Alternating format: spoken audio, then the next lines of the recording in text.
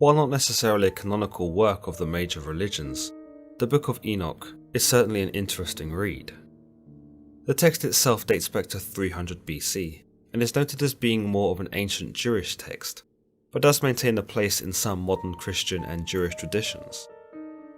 Enoch himself, which the book is named after, is referenced in the book of Genesis and is detailed as being an ancestor of Noah. One of the most prominent figures in the book of Enoch are the Watchers, angelic beings described as being both the sons of God and the sons of heaven in chapter 7. Many believe that the Watchers, referred to as the Grigori in Enoch 2, were angels who watched over the human race and would serve as earthly guides for the very first humans. They were tasked with the observing of human development, but were restricted from interfering with mankind, regardless of how compelled they felt to do so. Enoch tells us in chapter 7 that human men and women had multiplied and that the daughters of man were beautiful and elegant.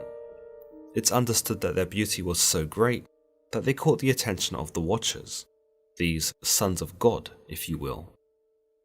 The Watchers conversed amongst each other in this chapter and decided to take the women for themselves, impregnating them with their seed, thus going against the intended purpose of watching and directly interfering with the life of mankind. The leader of these angels, known as Samjaza, sometimes pronounced Samyaza, tells the Watchers that they should reconsider their choice, and that it would be him who suffered for such a crime against God. However, the other angels wear him down and tell him that together they will face the punishment, and that they will each accept responsibility for any repercussions. It's noted in total that there were 200 of them, and together they descended upon earth to take the women as their wives. The Book of Enoch even names the prefects of the Watchers here, each of whom would teach the mortal women sorcery, incantations, and the dividing of roots and trees. What's implied here is that the Watchers divulged information about the heavens and life itself that God had not intended for man to know, and so by doing this, the Watchers not only betrayed God by copulating with his creations, but also by corrupting them with knowledge that was not meant for them. The women then gave birth to the children of the Watchers, and what they spawn are essentially a hybrid of angel and human, the Nephilim, as they are sometimes referred to as. There is some debate as to what the Nephilim are, but when we look at Genesis 6, 1-4, it tells us that the Nephilim were on the earth in those days, and also afterwards, when the sons of God, which we might say are the Watchers, went to the daughters of men and had children with them. The Nephilim are also described as heroes of old and men of renown. However, in Enoch, the spawn of the women are known as giants, and that these giants began to consume all that man had built. The giants, or Nephilim, then began to kill man, and when they were tired of that, they began killing each other. During this chaos, we learn in chapter 8 that an entity known as Azazel, who is presumed to be a watcher, teaches man the use of swords, knives, and warfare, much as the Watchers taught mankind the secrets of heaven, incantations, and sorcery. Azazel also teaches mankind the use of paint, stones, and dyes, so that man can manipulate the world and alter it. In 8.2, we learn that these acts by Azazel caused impiety to increase, fornication multiplied, and that these transgressions corrupted all of man's ways. The rest of the chapter tells us that the other Watchers taught mankind astrology, signs, astronomy, and that with their presence, men were destroyed and their cries reached the heights of heaven. In chapter 9, Archangel Michael, Gabriel, Raphael, and Uriel looked down from heaven and realized what was going on earth. In this chapter, they go before God and seem to pin most of the blame on Azazel, saying, "You have seen what Azazel has done, how he has taught every species of iniquity upon earth, and has disclosed to the world all the secret things which are done in the heavens." They also blame Samjaza, saying he has taught the mortals sorcery, and that he and his Watchers have copulated with the women, creating ungodly giants. They ask God what he will have them do to bring restoration upon earth. In chapter 10, God then sends Uriel to seek the son of Lamech, which is Noah, and tells him to conceal himself and to explain to him what is about to take place, in that all of the earth shall perish in a flood, and that everything which has come to be will be destroyed. He tells Uriel to tell Noah how to escape the flood, and how it is his seed that will remain in all of earth. God then tells Archangel Raphael to bind Azazel by hand and foot, and to cast him into the darkness by opening the desert, which is in Dudael, a region of the underworld. He tells Raphael to throw upon him pointed stones, and to cover him in the darkness, so that Azazel will remain there forever, devoid of all light. On the great day of judgment, God is said to task Raphael with casting Azazel into the fire. God tells Archangel Gabriel to destroy the Nephilim, the giants, or the offspring of the Watchers, by turning them against one another. He intends for them to perish by mutual slaughter. God finally tells Archangel Michael to confront the leader of the Watchers, Samjaza, and to tell him that he and his allies who had fornicated with the women, that they are polluted, and that their sons, whether their own angelic sons or the sons they had fathered with the mortal women, will be slain before their eyes for 70 generations. Then, after witnessing the butchering of their offspring, they will be taken to the lower depths of hell, where they will meet fire and be locked away forever. By chapter 12, we are told that Enoch was engaged by the Watchers, and that they called him Enoch the Scribe. It appears that God tells Enoch to relay his message to the Watchers, that they will never ever have peace as a result of what they have done. There seems to be an inconsistency here, because Archangel Michael would have no doubt already done this, as God had asked him to do so in the previous chapter. It could be that Enoch is told to do this so as to exemplify God's message, in that the Watchers are being told by both the archangels who are above them and by the mortals who are beneath them. By having Enoch tell them their fate, it shows the Watchers that they are no longer above mankind in God's eyes, for they are being told their fate by a man, thus putting them on the same level and maybe even above them. In chapter 12, 5-7, he states, "Then the Lord said to me, Enoch, scribe of righteousness, go tell the Watchers of heaven, who have deserted the lofty sky and their holy everlasting station, who have been polluted with women, and have done as the sons of men do, by taking to themselves wives, and who have been greatly corrupted on earth, that on the earth they shall never obtain peace and remission of sin.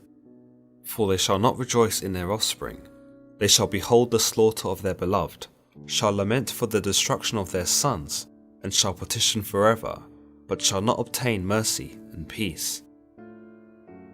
In chapter 13, it's interesting that Enoch only seems to confront Azazel, the apparent main culprit in all of this, despite the leader of the Watchers being Samjaza.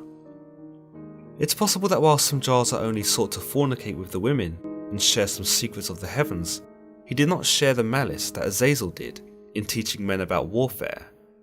Notice, Azazel does not appear to take interest in the mortal women, but seems only intent on teaching man about swords, knives, and the altering of the world, which was already designed perfectly as God intended. In chapter 13, 4-5, Enoch states that he speaks to all of the Watchers together, and that they all became terrified and trembled. He goes on to say that the Watchers begged him to give God their regrets and their repentance for what they had done, because they themselves could no longer ascend to heaven, nor bring themselves to look upon the skies out of disgrace. So Enoch prays for them until he falls asleep, only for him to have a dream and vision of punishment, and that he is told to reprove the Watchers by telling them of what he saw. Once he awakens, he approaches them and relays them of his dream, reprimanding them for what they have done. In chapter 14, Enoch explains that when he spoke, he was speaking with the word and voice of God. In this voice, he tells them that they will not be granted forgiveness as they had requested, and that they will never be allowed into heaven again, and that they will be bound to earth for as long as the earth endures, never knowing of peace. The fate of the Watchers, though, doesn't necessarily feel complete. We understand that they were bound for 70 generations under the earth, and will remain there until the day of judgment, where they are to be cast away into the lowest depths, to burn in the fires. By this logic, some would therefore believe that the Watchers are still there, underground, imprisoned at the bottom of the earth, waiting to be cast into the fires of hell in the end times. We actually get a glimpse of where the Watchers may have been banished to in Enoch chapter 21, where we see Enoch get something of a personal tour of the heavens and other otherworldly areas in the universe. In 21:2, he states, "And there I beheld neither tremendous workmanship of an exalted heaven, nor of an established earth, but a desolate spot, prepared and terrific." By 21:5, Enoch tells us that he beheld the operation of great fire, blazing and glittering, in the midst of which there was a division. Columns of fire struggled together to the end of the abyss, and deep was their descent. In 21:6, Archangel Uriel, who accompanies Enoch through this terrible place, asks him, "Why are you alarmed and amazed at this terrific place, at the sight of this place of suffering? This," he said, "is the prison of the angels, and here they are kept forever." While the Watchers are never specifically mentioned here, one can imagine that this would be the sort of place that God would keep those that had betrayed him, in a place of suffering. In the second book of Enoch, we see a collection of stories that sees Enoch ascend through several layers of heaven, but it is at the fifth heaven that Enoch discovers the Grigori, a race of angels that were human in appearance, their size greater than the greatest of giants, but their faces withered and their expressions silent. This layer of heaven was also the least magnificent out of all the layers that Enoch had seen thus far, which he described as having no service. It's understood that the Grigori in this text of the Book of Enoch 2 are actually the same as the Watchers in the Book of Enoch 1. Enoch asks the angels who accompany him through the heavens who the Grigori are, to which the angels reply that the Grigori were once led by a prince named Satanel, and that they, like the Watchers, went down to earth against God's wishes, took the women on earth and had their way with them, and caused chaos with their offspring. What's striking here is that their leader is not noted as being Samjaza, but instead Prince Satanel. This is not explored further, but there are those that believe that based on the similarity of the name and the role in which Satanel takes, that this is a form of Satan himself. Reasons that support this include that in chapter 29 of the Book of Enoch 2, Satanel is mentioned again along with his angels as being cast out from a great height. Similarities can be drawn between Revelation 12:9 in the Bible, where Satan is cast out of heaven and therefore a great height, as it reads, "Satan, who deceives the whole world, was cast to earth, and his angels were cast out with him." Furthermore, in the same chapter, it's understood that Satanel attempted to place his throne higher than the clouds above earth, that he might become equal to God's power. This reminds me of Isaiah in 14:13, where Isaiah appears to be addressing Satan, quoting him as saying, "I will ascend to the heavens, I will raise my throne above the stars of God." Of course, you may also consider this to be coincidental, and not exactly evidence for the linking of Satanel to Satan. In any case, Enoch proceeds to pray for the Grigori, but is quick to understand that they are damned, and that God's contempt for them is absolute. He is noted as intending for them to be buried underground forever and ever. Enoch also notes that at some point, the Grigori break into song, and that their voices carry up to the Lord in a pitiful fashion. It shows us that the Grigori are now withered and broken, that they cannot even sing convincingly enough to warrant God's attention. The fact that they try to sing at all might show us that they have remorse and sing out of desperation in the hope that God will free them from their bounds. Additionally, you might also say that the lack of conviction in their voices is a sign of their disingenuity, that they are not sorry and are only appeasing to God so as to attain egress.